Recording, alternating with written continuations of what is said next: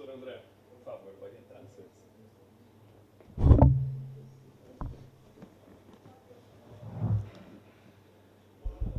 Olá, gente. Estamos voltando aqui ao videocast. Hoje eu trouxe uma pessoa que vocês vão gostar muito de conhecer e de conversar com ela, que é o Daniel Pita Marques. O Daniel aqui me ofereceu uma camisa do Botafogo, né? Eu mostrei para vocês aí na entrada que a camisa é do Sócrates, tá certo? E o Daniel tá com outra camisa do Botafogo porque nós vamos falar de futebol, né? Eu vou fazer... O Daniel, ele fez a graduação aqui na FEA, o mestrado, o doutorado, e está trabalhando com governança no futebol, né? A tese dele foi em governança de futebol, ele está envolvido num processo aí de gestão do futebol, é dirigente do Botafogo Futebol Clube e tem atividades de treinamento e educação, tá certo? Na área do futebol, tá certo? Então nós vamos conversar um pouco sobre gestão de futebol aqui hoje. Eu queria dizer também que hoje, assim, a gente além de estar num ambiente um pouco diferente, nós estamos com a colaboração do Fernando aqui, gente. O Fernando está ali filmando a gente. O Fernando é do STI da FEA. Agora a FEA está incorporando o programa. Nós estamos fazendo um programa que é mais pessoal, né? Saímos do MBA de Administração e agora a gente está fazendo um programa específico aí sobre vários temas e espero que vocês gostem, né? Queria agradecer ao Fernando e a área de informática aqui da FEA, na pessoa do chefe, que é o Kleber, tá certo? Pelo apoio que eles estão dando aqui para a gente fazer essas filmagens, certo?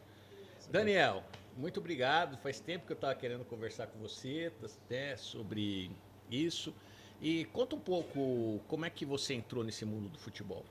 Tá, primeiramente, obrigado pelo convite, professor André. Sempre um prazer voltar à FEA, sempre um prazer estar com o meu dileto orientador aí. Então, essa história da minha entrada no mundo do futebol tem bastante a ver com você também. E eu costumo às vezes brincar em minhas aulas que, como muitas crianças aqui no Brasil, eu tinha essa vontade, esse sonho de ser jogador de futebol. E meu pai me levou numa escolinha, vendo o meu primeiro treino, ele falou, vai fazer outra coisa da vida, porque se você depender disso, você vai passar Acho fome. Acho que nós temos isso de comum também, viu?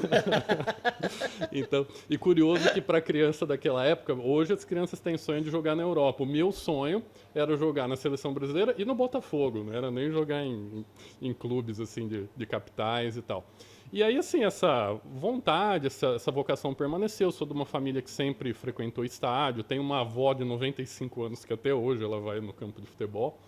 E aí, logo com 18 anos, meu pai me colocou no conselho deliberativo e pude, assim, ter uma participação mais breve. E aí, no meu TCC da FEA, eu lembro que uma das áreas que eu me identificava bastante na graduação era a gestão de ONGs, que é uma área que o professor também sempre trabalhou.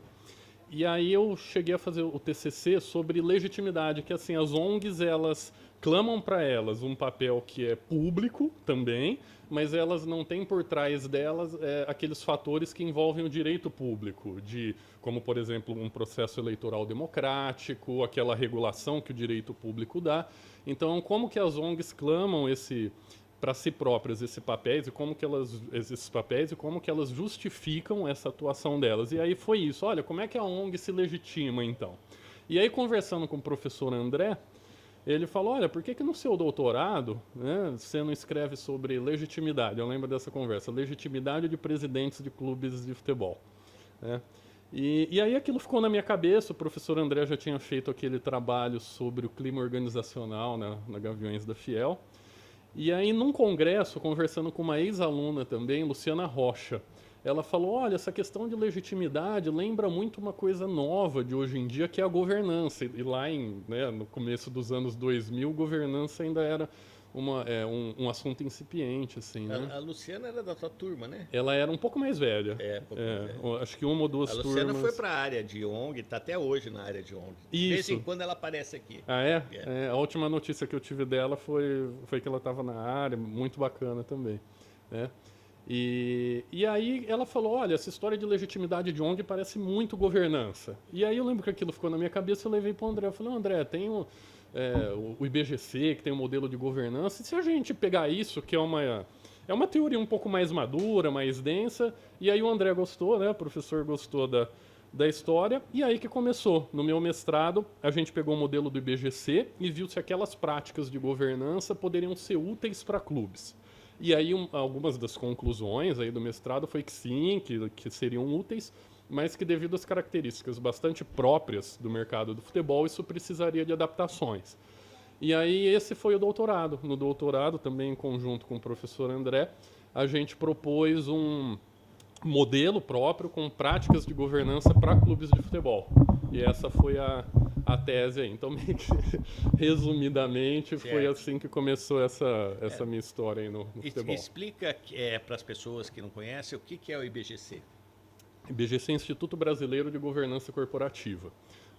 E aí ele é o responsável por editar, aqui no Brasil até saiu, a gente está falando agora em agosto de 2023, até saiu esse mês uma nova versão, que é o órgão que produz o Código Brasileiro das Melhores Práticas de Governança Corporativa, que é baseado naqueles pilares de transparência, equidade, prestação de contas e conformidade, responsabilidade, e a partir daí isso esmiuça em práticas empresariais, né? Não só empresariais no começo, ainda esse enfoque muito voltado para o interesse do acionista, mas com o amadurecimento da governança, um enfoque mais amplo, pensando na função da organização na sociedade. Tá certo.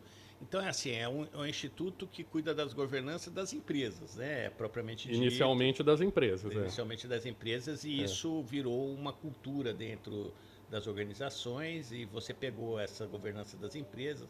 Eu lembro lá do caso da Aeron, né? Que aí isso foi criando esse modelo. E quando você chegou no futebol, quando você fez essa comparação, tá certo? O que eram essas melhores práticas e o que acontecia nos clubes que você analisou, o que você achou, qual é a sua impressão? Tá. Voltando lá na época do mestrado, e o mestrado, assim, particularmente é uma coisa que eu sou muito grato, que me deixou bastante satisfeito, porque se hoje você pesquisa gestão do futebol, o tema da moda, assim, talvez acho que o mais trabalhado, o mais discutido é governança. Mas quando a gente começou o mestrado, você jogava no Google, era uma coisa impressionante. Você jogava no Google e você não achava nada de governança e futebol. Então essa dissertação de mestrado, que depois até virou artigo na USP, ela foi o primeiro trabalho, acho que assim, academicamente mais denso assim no Brasil, a gente pode dizer, que relacionou os dois temas, que relacionou governança e futebol. E aí, assim, chegando nos clubes, qual que era o debate da época? Isso a gente vai colocar entre 2003 e 2005, lá se vão 20 anos. Era, precisa de profissionalismo, profissionalização na gestão. E o que era? Essa profissionalização... Foi mais ou menos na época da Lei Pelé, né? A Lei Pelé foi um pouco antes, 98. Ah, tá. Mas ainda estava na época dos efeitos da Lei Pelé, que durante um tempo a Lei Pelé obrigaria os clubes a se tornarem empresa, depois isso foi revogado, né? Mas aí, assim, o grande debate era profissionalização. Profissionalização no sentido weberiano aí, né? Certo. Aprendi com o professor André também. O que é isso? É aquele que executa a função, ele tem formação na área, ele tem experiência, tem conhecimento, ele se dedica em tempo integral e ele é remunerado por isso. Porque na época ainda predominava no futebol um modelo de gestão que a gente chama de abnegados, estatutários, voluntários, que é aquele diretor que tem outra atividade profissional e aí, tipo, depois das 6 da tarde ele vai para o clube executar as funções. E era um modelo que tinha pouca exigência até, porque falar, pô, a pessoa é um baita torcedor, é histórico, ajuda muito, não dá para exigir muito dele também. E às vezes a pessoa não tinha nem conhecimento para o cargo que ela estava exercendo lá, era mais uma composição política. E aí tinha esse debate, olha, precisamos profissionalizar. E aí nessa época começou esse movimento de contratação de profissionais para o futebol mesmo, de se dedicar em tempo integral, os gerentes aí no futebol. Só que conforme o tempo foi passando, viram que isso não foi suficiente. Não adianta nada você contratar gente que execute essa função em tempo integral e que tenha formação na área, mas se você não muda os processos, E aí esse debate da gestão acabou amadurecendo justamente para a governança.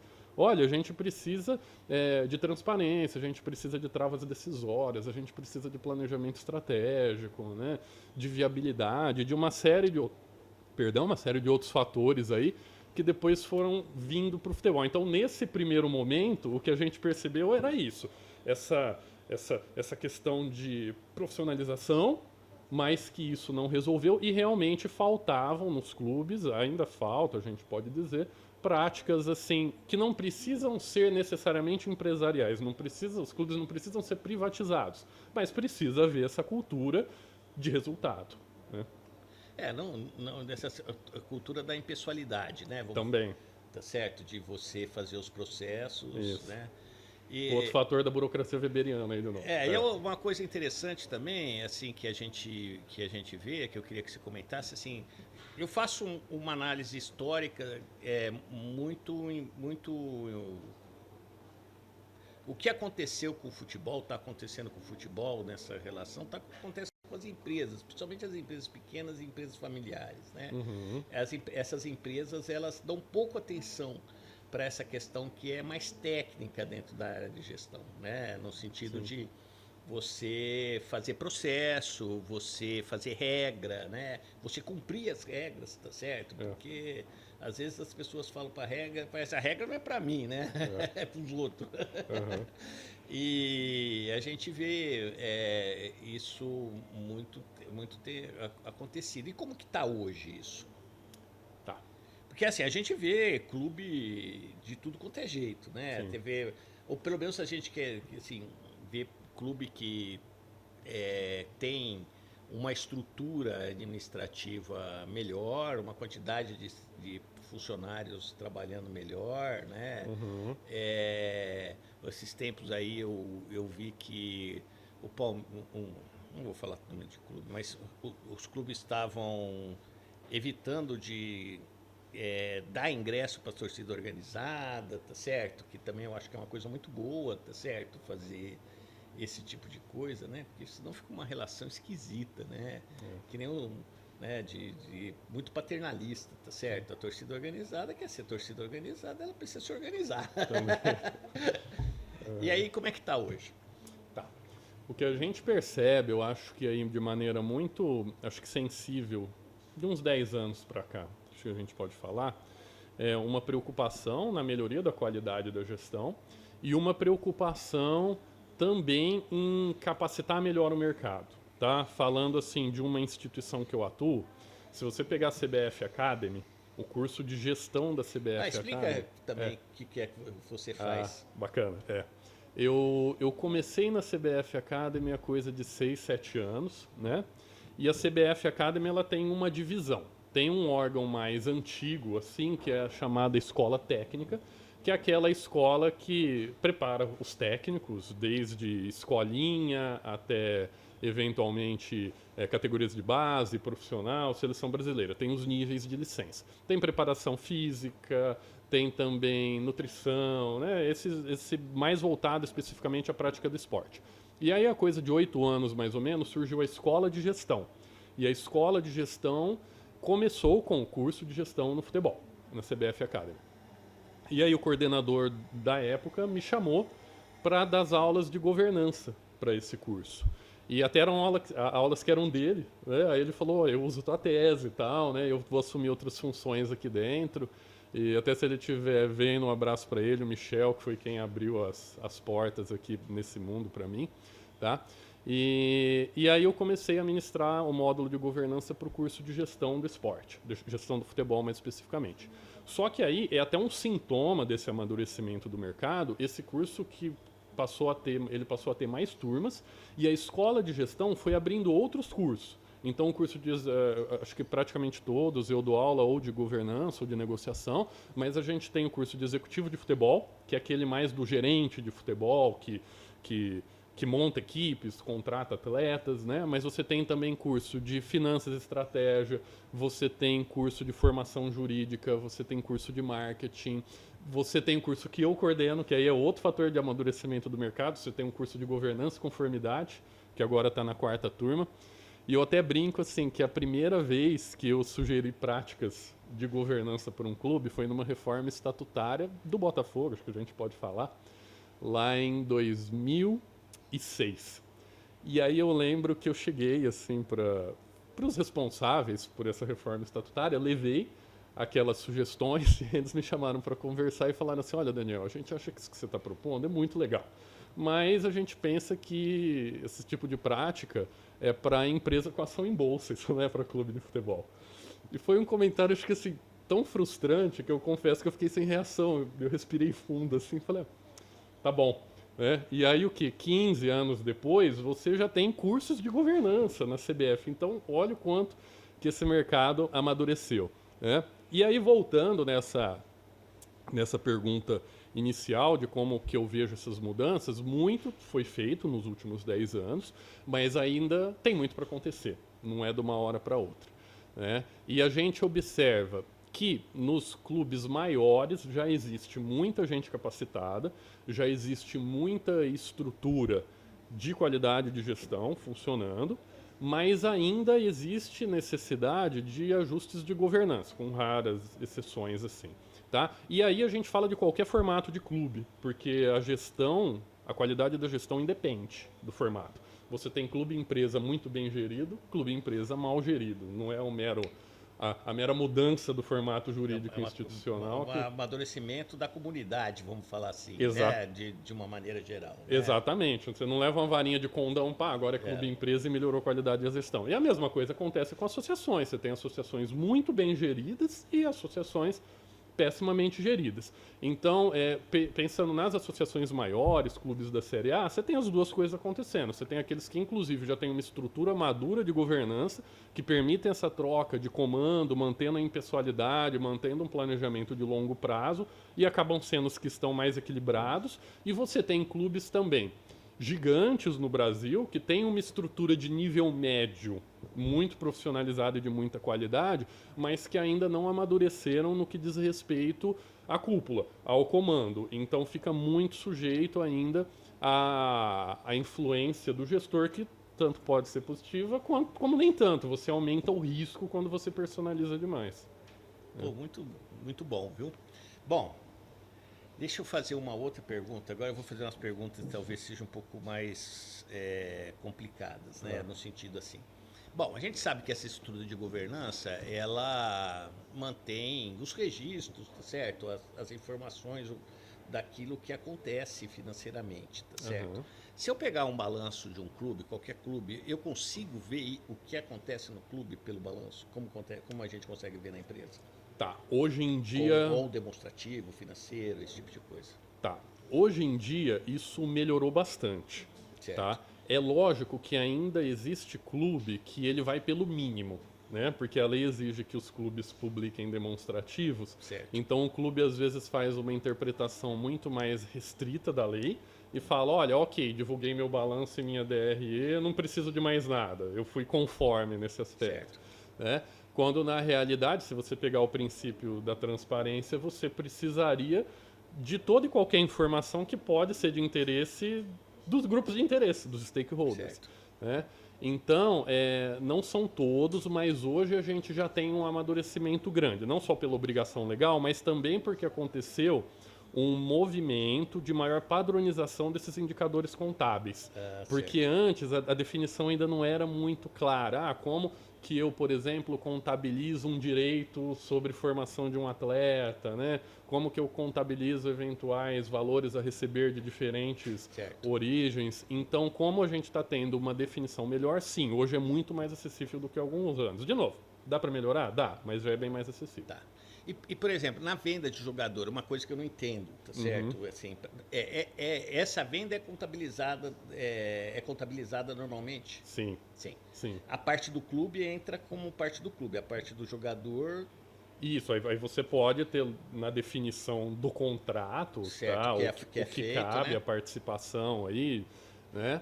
Mas você tem, e é interessante saber que no futebol essa é uma chamada assim, receita não recorrente. Certo. Porque outras receitas, apesar delas serem variáveis, mas elas têm uma previsibilidade maior. Então, premiação, direito por exemplo, direito de participação em determinados campeonatos, verba de televisão, Sim. sócio-torcedor, varia, mas varia menos. E agora, o direito sobre eventual transação de jogador, participação, aí que é o antigo passe que a gente fala, ele varia bastante, ele é mais incerto. Mas mesmo assim, se você pegar os principais clubes do Brasil, os estudos mostram que em torno de 25%, um quarto do faturamento anual dos clubes vem Essa é outra pergunta que eu ia fazer para você. Vem dessa receita não recorrente que é sobre direito em relação a atletas. Então, assim, um quarto é... Porque a gente tem a impressão que é mais, né? Não, um quarto. O maior... Dos clubes grandes, né? Se você pegar os clubes aí de Série A e B do Campeonato Brasileiro, que são aqueles clubes que têm garantia de um calendário anual, mas além da garantia do calendário anual, você também tem cota, né? Então, se você pegar desses clubes, é em torno de 25% direitos de transferência, e aí em torno, aí vai variando ano a ano, mais de 30%, às vezes 40%, né?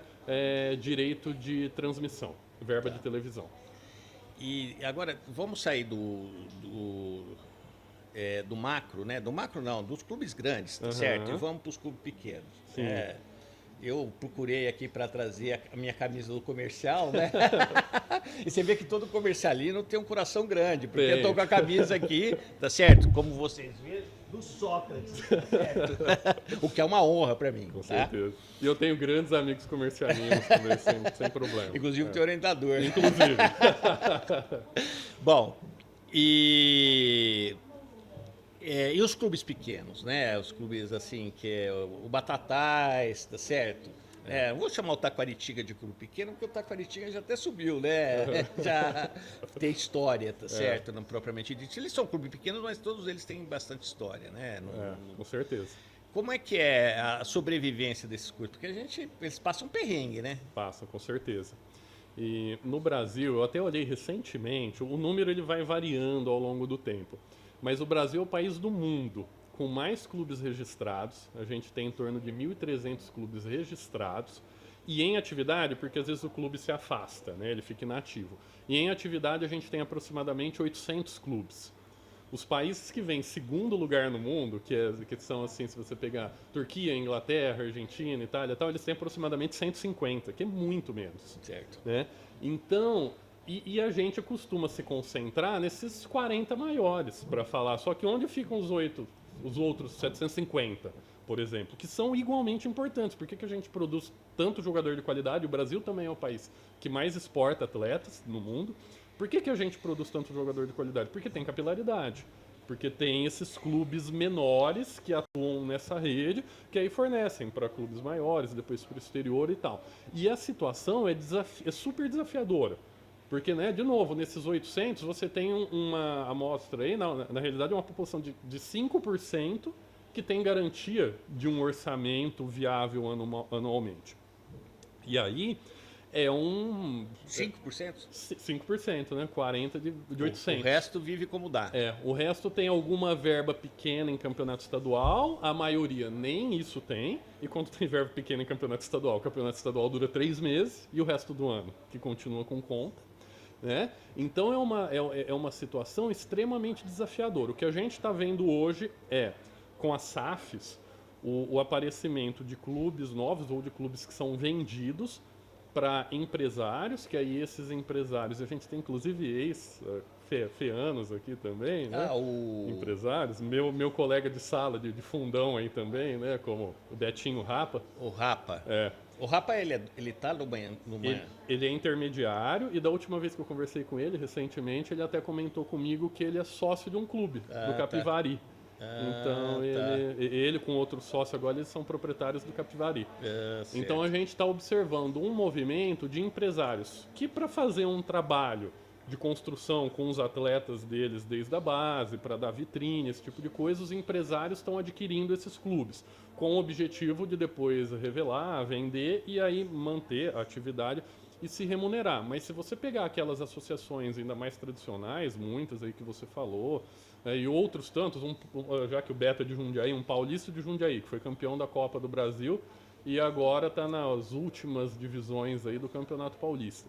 né? A situação é extremamente desafiadora, não só porque você enfrenta um presente sem receitas, mas porque com raríssimas exceções você carrega um passivo aí de endividamento que vem do passado e que acaba inviabilizando, porque organicamente você não consegue gerar receita para pagar o teu passado e viabilizar a tua existência hoje. E isso é um risco para essa estrutura do futebol que a gente falou, que depende da capilaridade dos pequenos também aqui no Brasil. Um outro exemplo, já que você falou, e a gente reconhece isso, rivalidade à parte, mas o rival daqui de Ribeirão Preto, o Comercial Futebol Clube, também enfrenta uma situação de poucos recursos, enfrenta uma situação de endividamento, e as pessoas que estão lá, eu tive a oportunidade de conhecer, conversar com algumas, também fazem um trabalho que é heróico na manutenção do clube. A gente reconhece isso também. Tá certo. Bom, e assim, ultimamente a gente teve uma ascensão, né, do futebol feminino. Tá certo? O que eu acho ótimo. Assim, eu até gosto de assistir. Eu nunca fui no campo assistir um jogo de futebol feminino, preciso ir. Mas assim, o que a gente vê na televisão, assim, melhorou muito, né? Assim, é um futebol mais cadenciado, mas ele é muito legal, porque as possibilidades ali são mais, né? Não tem aquela correria, tá certo? Tá certo? Do futebol masculino, né? É uma coisa mais clássica, tá certo? A gente vê uma coisa mais clássica. E como é que tá o futebol feminino? Como é que tá? Você tem notícia disso? Não é minha área de especialização, tá? Mas eu já tive assim também bastante contato com amigos, ex-alunos que participam na área. É assim, qual que é o entendimento geral? Eu acho que como quase tudo do futebol. Aliás, eu costumo falar isso, futebol também é um retrato da nossa sociedade. Né? Pô, tem problema político, tem problema de rotatividade, tem problema às vezes de corrupção, tem problema de conluio. Eu falo, gente, né? Não é só no futebol que a gente tem isso, a gente observa isso na nossa sociedade. Né? E aí no futebol feminino, você observa um amadurecimento, o professor observou bem, inclusive na própria qualidade do jogo. Hoje o nível, até internacionalmente, ele é muito maior, né? Muito mais avançado. Basta você comparar uma partida de futebol feminino de hoje com 20 anos atrás. Né? E acho que está se aproximando muito do que eu observo assim, no vôlei, porque se você pegar o vôlei feminino, ele é lindo. Eu até acho tecnicamente mais avançado do que o vôlei masculino, que é mais força, velocidade, né? E não deve em nada. Eu acho que o futebol feminino está indo por esse caminho. Melhorou aqui no Brasil, porque antes você tinha atletas que precisavam... Hoje ainda existe, tá? Mas até as atletas principais, elas quase que precisavam pagar para jogar futebol feminino. Hoje você já tem um estímulo, você já tem um campeonato nacional, você já tem uma Copa do Brasil, a gente já observa alguns clubes que têm uma estrutura bastante sólida de futebol feminino. O Inter de Porto Alegre, por exemplo, tem estatutariamente um limite mínimo que ele precisa dedicar anualmente para o futebol feminino, financeiro. Então a gente observa bastante amadurecimento. Mas assim, essa estrutura melhor, que antes não existia, hoje ela chega a uma minoria, tá? Precisa haver ainda o que já existe no masculino, de novo, não é o ideal, mas precisa haver essa capilarização do acesso para o futebol feminino também. É o que eu enxergo hoje, assim. Muito bem. Daniel, nós vamos ficar por aqui. Eu falo assim, a gente está tentando não fazer um programa muito grande, porque tem um padrão na internet. O programa já é muito grande para a internet, tá certo? Mas eu acho que assim, para você chegar a alguma profundidade sobre um assunto, você precisa ter um pouquinho mais de tempo, né? Porque não dá para... A gente nem falou de SAF, tem tanta coisa que dá para falar, né? Então, tem muita coisa, mas a gente vai ficar nesse primeiro programa, eu acho que deu para o pessoal te conhecer, tá certo? No sentido, né? Colocar o tema, né?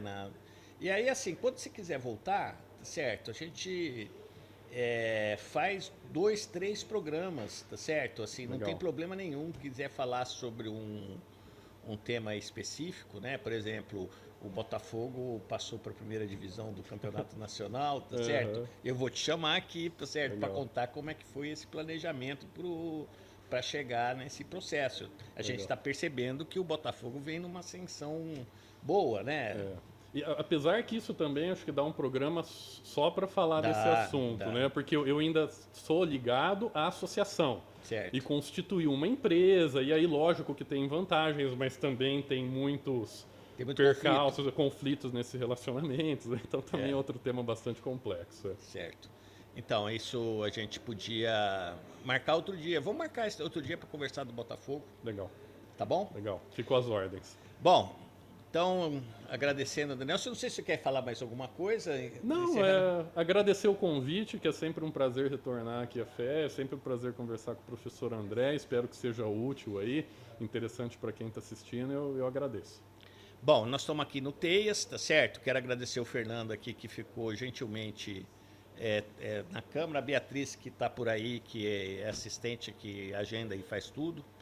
E você gostou, põe um like aí para a gente poder continuar produzindo esses programas.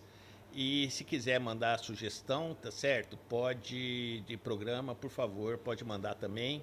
A gente vai colocar na nossa agenda, tá bom?